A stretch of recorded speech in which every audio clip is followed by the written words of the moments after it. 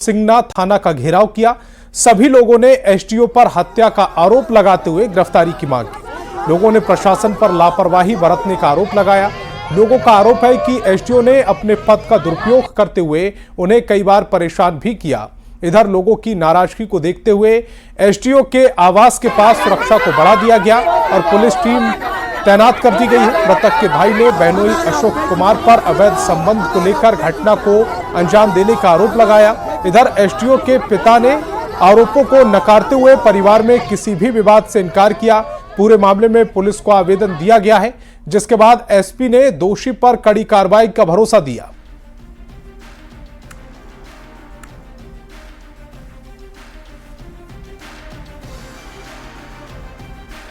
हत्या के जो मुख्य 4 आरोपी है, अशोक कुमार एसडीएम सदर, उसके पिताजी दुर्योधन साव, उसका छोटा भाई शिवरंजन कुमार और उसका छोटा भाई की पत्नी रिंकू देवी का गिरफ्तारी जब तक नहीं होगा हम लोग यहाँ से हिलने वाले नहीं है।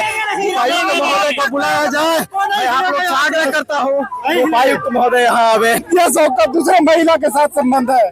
उसको बहुत दिन से वो परेशान कर रहा था, मारता था, पीटता था, खाना नहीं देता था, आवाज पे आता था, अपना कमरा में अलग बंद होकर सो जाता था, इन लोग को कुछ नहीं देता था। फिर भी हमारी बहन सोचती थी कि हमारा पति है, मिला जुला के चलना, एक न एक दिन ठीक हो जाएगा। लेकिन ठीक कहाँ होगा, हमारी बहन को वो जला के मार दिया। हम तो सर नहीं, एकदम कभी ये लोग को लड़ाई झगड़ा हुआ ही नहीं सर। प्रेम से ये लोग रह रहे हैं, एकदम प्रेम से ये लोग सब कुछ अपना रह रहे थे सर। आवास में जो सो माने अथी का कोई दिक्कत नहीं था सर। अच्छा, उस दिन घर में कौन कौन मौजूद थे जो उस दिन घटना घटी है? यहाँ नहीं, जिस दिन जहाँ वो जली है वहाँ सर कौन कौन था उस दिन घर में? वहाँ पर हमारा अशोक एटीएम साहब और हमारा बहू और एक पोता और एक पोती। अपर समाहर्ता महोदय का निर्देश प्राप्त हुआ है कि इसमें शहर में सतर्क रहना है ताकि विधि व्यवस्था की कोई समस्या नहीं हो और नियमानुकूल जो है कार्रवाई शासन के द्वारा की जा रही है। लोसिंगना थाना में आवेदन मिला है, उसके आधार पर हम लोग एफआईआर दर्ज किए हैं। और रात में हमको सूचना मिला कि उनकी पत्नी देवकमल हॉस्पिटल रांची में इलाज चल रहा था, तो इलाज के दरमियान उनकी मृत्यु हो गई है। बिल्कुल, अगर जांच चल रहा है, इन्वेस्टिगेशन चल रही है, अगर उसमें दोषी जो भी पाए जाते हैं तो उन पर कानूनी कार्रवाई होगी, उनको जेल होगा। खबर रांची से, जहां सेक्स रैकेट की शिकायत पर पुलिस ने छापेमारी की। सेक्स रैकेट में शामिल होने के शक पर राजभवन के पास छापेमारी की गई, जिसमें 6 से अधिक महिलाएं पुलिस के हत्थे चढ़ी। आपको यह भी बताएं कि राजभवन के पास संदिग्ध गतिविधि में महिलाओं के शामिल होने की सूचना के बाद पुलिस थाना प्रभारी के नेतृत्व में कार्रवाई की गई। इस दौरान हड़कंप मचा रहा और कई महिलाएं मौके से भागती दिखी। स्थानीय लोगों से शिकायत मिलने के बाद यह कार्रवाई की गई, जिसमें कोतवाली डीएसपी महिला थाने के साथ कोतवाली थाना प्रभारी भी मौजूद रहे। हिरासत में ली गई महिलाओं से महिला थाना परिसर में पूछताछ की जा रही है। तो तस्वीरें सब आपकी टेलीविजन स्क्रीन पर हैं। राजभवन के पास ये छापेमारी की गई, जिससे कई महिलाओं को हिरासत में लिया गया। जैसे ही छापेमारी की खबर मिली, वहां से कई महिलाओं ने भागने की कोशिश की। हालांकि कई थानों की पुलिस ने मिलकर इस छापेमारी को अंजाम दिया है। खबर गिरिडीह से, जहां भीषण सड़क हादसे में एक युवक की मौके पर ही मौत हो गई, जबकि 3 लोग घायल बताए जा रहे हैं। खोखरा थाना क्षेत्र के हरकटवा नदी के पास यह हादसा हुआ। हादसे में घायल 3 युवकों में 2 की हालत गंभीर बताई जा रही, जिन्हें बेहतर इलाज के लिए धनबाद रेफर कर दिया गया। बताया जा रहा है कि कार में सवार होकर दुकानदार प्रेम साहब खोखरा जा रहे थे। उनके साथ कार में 3 और लोग भी सवार थे। ड्राइवर के कार से नियंत्रण खो देने से गाड़ी असंतुलित होकर खेत में पलट गई, जिसमें एक की मौत हो गई, जबकि 3 लोग घायल हो गए। खबर धनबाद से, जहां तोप चांची के तातरी में उप स्वास्थ्य केंद्र का निर्माण कराया गया। अभी तक इसका उद्घाटन नहीं किया जा सका, लेकिन चोर अभी से ही स्वास्थ्य केंद्र के सामान पर हाथ साफ करने लगे। उप स्वास्थ्य केंद्र से लगे वाटर मोटर की चोरी कर ली गई। इस केंद्र को ठेकेदार ने बनवाया, विभाग को हैंडओवर कर दिया गया। इतना ही नहीं, चोरों ने पास में लगे नल जल योजना के सोलर प्लेट को भी, उस पर भी हाथ साफ कर दिया। स्वास्थ्य कर्मियों की ओर से थाना और विभाग को लिखित शिकायत दी गई है। किरण खलको, वो जो छुट्टी पर है, और एक यहाँ नाम है रीना कुमारी, वो अभी आरआई सेशन में गई हुई है। और हम MPW नरेंद्र प्रसाद महतो हैं, जो अभी हम आए हैं सेंटर अपना खोलने के लिए, तो देख रहे हैं कि बाहर में मेरा समरसेबल पंप चोरी हो चुका है। अभी हम लोग जा रहे हैं थाना में शिकायत देने के लिए। और अपना विभागीय स्तर पे दिए? हाँ, विभागीय टेलीफोनिक स्वास्थ्य उपकेंद्र के में जो बोरिंग का निर्माण हुआ था, उस समरसेबल पाइप सहित चोरों ने सफाई कर दिया है, जो घटना सहित है। मैं एक वार्ड सदस्य के नाते घटनास्थल पर जाकर के देखा, जो सत्य है। और धनबाद में चोर बेखौफ दिख रहे हैं। बाइक की चोरी की घटना सीसीटीवी में कैद हुई है, जहां चंचनी कॉलोनी में दिन दहाड़े चोर बाइक पर हाथ साफ करते देखे। सीसीटीवी में दिख रहा है कि चोर आराम से मास्टर की के जरिए बाइक की लॉक को खोलता है और बाइक लेकर फरार हो जाता है। धनसार निवासी पीड़ित अजीत कुमार ने थाने में शिकायत दर्ज कराई है, लेकिन केस नंबर नहीं मिलने से इंश्योरेंस का लाभ नहीं मिल पा रहा था। इसीलिए अजीत कुमार थाने का चक्कर काटने को मजबूर दिख रहे हैं। थाना में 23 तारीख को हम एप्लीकेशन दिए, वो हमको रिसीव दिए, लेकिन केस दर्ज नहीं किए हैं।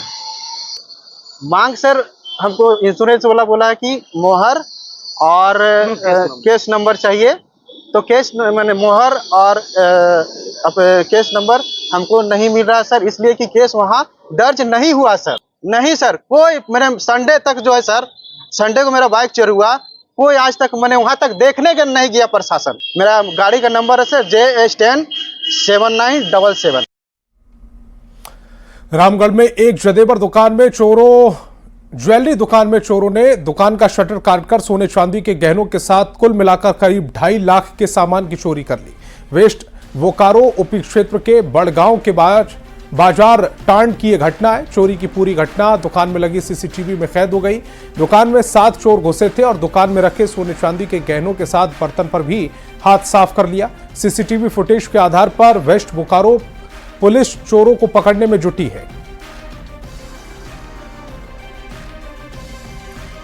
खबर लोहरदगा से, जहां राइफल शूटिंग रेंज में 17 दिसंबर को हुई चोरी और तोड़फोड़ की घटना से सभी हैरान हैं। BS कॉलेज कैंपस में बने इस नवनिर्मित शूटिंग रेंज में चोरी की रिपोर्ट सदर थाना पुलिस को दी गई, लेकिन अब तक कोई कार्रवाई नहीं की गई। पूर्व राज्यसभा सांसद शूटिंग रेंज के अध्यक्ष धीरज प्रसाद साहू ने राइफल शूटिंग रेंज का जायजा लिया। उन्होंने बताया कि इंडोर हॉल का ताला तोड़कर सभी उपकरणों को तोड़ा गया और सामानों को तहस नहस कर दिया गया। साहब से बात किया है, एसपी साहब आश्वासन दिया है कि हम लोग उसको खोजबीन किए हुए हैं, और उनका कहना है कि यहाँ के जो लोग रहते थे, जो स्टूडेंट लोग यहाँ पर रहते थे, उनकी खोज हो रही है जाके, और बहुत जल्द ही जो भी यहाँ गलत काम किया है उस पर कार्रवाई होगी। और उन्होंने आश्वासन दिया है कि आप निश्चिंत रहिए, हम लोग उसको पकड़ के ही रहेंगे जाके। और खबर दुमका से, जहां मसलिया में बाइक सवार 3 अपराधियों ने गहना कारोबारी के साथ छिनतई की। मोहिल बोना डंगाल की ये पूरी घटना है। संजय राणा आश्रम मोड़ में सोने चांदी की दुकान चलाते हैं और दुकान बंद कर बाइक से जा रहे थे। इसी बीच मोहुल बोना डंगाल पास अपराधियों ने उनसे छिनतई की और विरोध करने पर पिस्तौल से फायरिंग कर दी। कमर में गोली लगने से कारोबारी घायल हो गए। गंभीर हालत में कारोबारी को फूलो झानो मेडिकल कॉलेज लाया गया, जहां से उन्हें हायर सेंटर रेफर कर दिया गया। पुलिस अपराधियों की तलाश में छापेमारी कर रही है। हमारा दुकान बंद करके हाँ छिनताई हो गया, उसको मारपीट किया तो वो भी लड़ाई लगा, इस पर गोली मार दिया। क्या चीज का दुकान है? सोना चांदी का। कितना का सामान था? सोना का नहीं था, खाली चांदी का था, करीब 3 किलो जैसा, और पैसा था 13-14। और धनबाद के सरायढेला में दिव्यांग युवती से अस्पताल कर्मी ने दुष्कर्म किया था। इस मामले में पुलिस ने आरोपी को पकड़ जेल भेज दिया है, लेकिन लोगों का गुस्सा कम होने का नाम नहीं ले रहा। आरोपी के परिवार के सदस्यों ने उसके घर में आग लगाने की शिकायत थाने में दर्ज कराई। आरोप है कि शिकायत दर्ज कराने के बाद एक व्यक्ति के साथ मारपीट की गई, जिसके बाद पुलिस मौके पर पहुंची और उसे अपने साथ ले गई।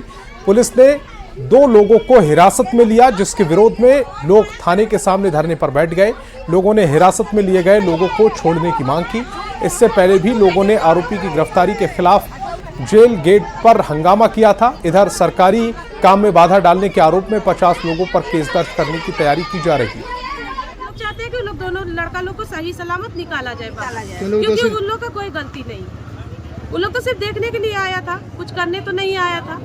ना उसको मारा है ना कुछ किया है और बस अंदर कर दिया। लड़का लोग को ना मारपीट नहीं होना चाहिए उन लोग के साथ में और ना ही उन लोग के साथ में कुछ गलत होना चाहिए। हम लोग चाहते हैं जिस तरह से अंदर भरा है सही सलामत उसको बाहर करा जाए, नहीं तो हम लोग यहाँ धरना धर देंगे। और गुमला के कोराम्बी गांव में जलती चिता में बुजुर्ग को झोंकने से मौत के बाद पूरे गांव में सन्नाटा पसरा है। लोग मामले में मुंह खोलने को तैयार नहीं दिख रहे। बताया जा रहा है कि जिस समय बुद्धेश्वर उरांव को झरी उरांव और उसका बेटा करणपाल उरांव जिंदा जला रहे थे, उस वक्त मौके पर करीब 8 लोग मौजूद थे। चश्मदीद भी मुंह खोलने को तैयार नहीं दिख रहे। पुलिस की पूछताछ में बचने के लिए लोग जो गांव छोड़कर गुमला में रह रहे हैं। घटना को 3 दिन गुजर गए और अभी तक मृतक का परिवार अधजला शव गुमला से गांव लाने का इंतजार कर रहा है। लेकिन मारे से पहले मारे में लगा दिला तो हमरे क्या है कि भी मारा पीटा होते तो बताता है हमरे मन जाती क्यों नहीं बता लें गाँव घर कर आदमी मन तो जला पड़ा एक ठन आदमी तो एक झन में तो नहीं जली तो पूरा गाँव करके काले चलाए ना जाइत भाई के जाए रहे जलाए ले हले मारने तल क्यों नहीं बता ले हमरे हम तो केहू नहीं आया है। कोई बात उत करत है गाँव कर बात तो बाहरे करत है लेकिन घर कर कोई नहीं आया है ना भिन्नी हमरे का लागत है झाड़ फूक करत रहे नहीं बाबा कभी कभी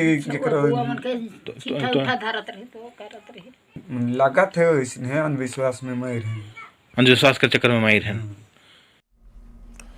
धनबाद में रविवार को चौकीदार पद पर नियुक्ति के लिए लिखित परीक्षा होगी। जिले के 11 सेंटर पर सुबह 11 बजे से 12:30 बजे तक ये परीक्षा होगी। परीक्षा की तैयारी को लेकर कलेक्ट्रेट में एडीएम लॉ एंड ऑर्डर की अध्यक्षता में बैठक हुई, जिसमें पुलिस पदाधिकारी भी मौजूद रहे। करीब 5000 से अधिक अभ्यर्थी इस परीक्षा में शामिल होंगे।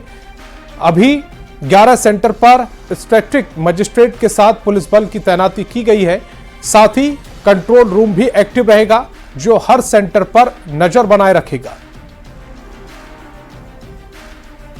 पाकुड़ में हिरणपुर के लोग पिछले 17 साल से हाथ काठी में बन रहे अस्पताल के पूरा होने का इंतजार कर रहे हैं। अधूरे अस्पताल में लोगों की परेशानी बढ़ती जा रही है। अब नई सरकार से उम्मीद जाग रही है।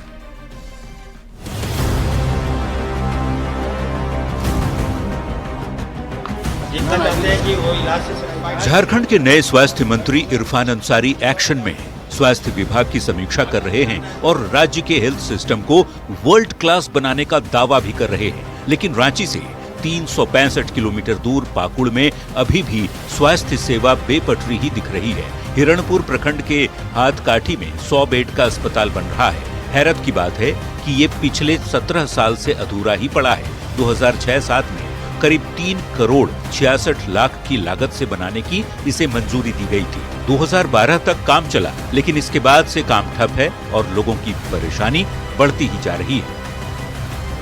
कई सरकारें आई और कई सरकारें गई, परंतु आज तक इस भवन का तस्वीर नहीं बदला। जी हाँ, इस वक्त हम हिरणपुर प्रखंड के कमल घाटी में मौजूद हैं, जहां पर आप साफ तौर पर देख सकते हैं कि वो वही भवन है जो आज से ठीक 17 साल पहले इसको बनाया जा रहा था। लेकिन बनाते वक्त जो है 2012 में इसके काम को रोक दिया गया और आज जो है ये भवन पूरी तरह से अधूरा पड़ा हुआ है।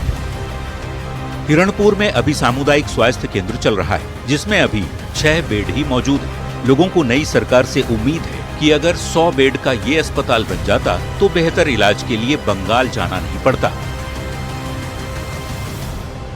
यहाँ की जो जनता है इस नई सरकार पर उम्मीद जगाए बैठी है कि इस बार जो है ये सरकार में इस भवन का निर्माण होगा और हम लोग बंगाल जाने से बचेंगे और अपने यहाँ पर इलाज के लिए यहाँ वहाँ हमको जाना न पड़े, इसका साफ सरकार से उम्मीद जगाए बैठी है। नंदकिशोर मंडल, न्यूज़ 18, पाकुड़। और झारखंड विधानसभा चुनाव से पहले जेएमएम का साथ छोड़कर बीजेपी ज्वाइन करने वाले चंपाई सोरेन ने अटकलों पर विराम लगा दिया है। उन्होंने सोशल मीडिया पर पोस्ट कर इसे अफवाह बताया। एक रिपोर्ट।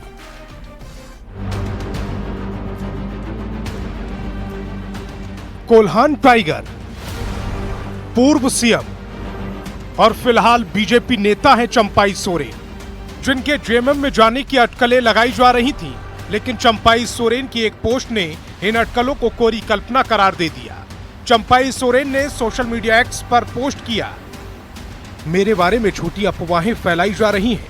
एक साजिश के तहत बार बार ऐसा कर समर्थकों में भ्रम पैदा करने का और मुझे बदनाम करने की कोशिश की जा रही है। मैं जहां हूं भविष्य में भी वहीं रहूंगा। किसी भी परिस्थिति में मेरा उस पार्टी में वापस लौटने का कोई इरादा नहीं।